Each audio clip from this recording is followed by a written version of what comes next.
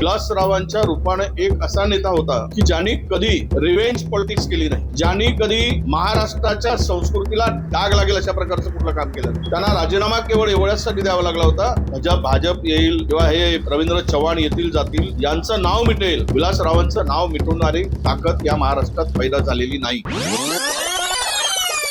मला वाटतं रवींद्र चव्हाण सध्या त्यांच्या अंगामध्ये सत्ता भिनली आहे आणि त्यांची पार्श्वभूमीवर मी बोलणार नाही, काढली तर खूप वेगळी होईल.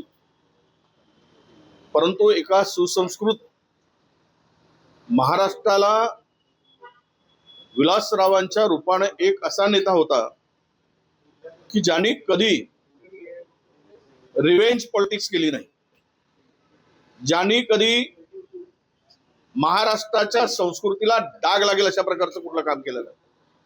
त्यांना राजीनामा केवळ एवढ्यासाठी द्यावा लागला होता की 26/11च्या इन्सिडेंट नंतर जे काही घटना झाली त्यानंतर त्यांना राजीनामा द्यावा लागला. आणि कशाच्या भरोशावर विलासरावांचं नाव मिटवणं, अरे असे भाजप येईल किंवा हे रवींद्र चव्हाण येतील जातील यांचं नाव मिटेल, पण विलासरावांचं नाव मिटवणारी ताकद या महाराष्ट्रात पैदा झालेली नाही.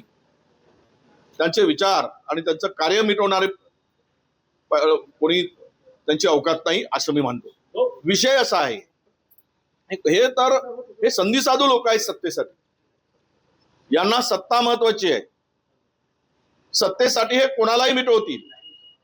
उद्या मोहन भागवतांनाही मिटवतील. सत्तेसाठी गोळवळकर गुरुजींचे विचार मिटवतील. यांना सत्ता जो मिळवून देईल त्याचे विचार घेऊन पुढे जायचं.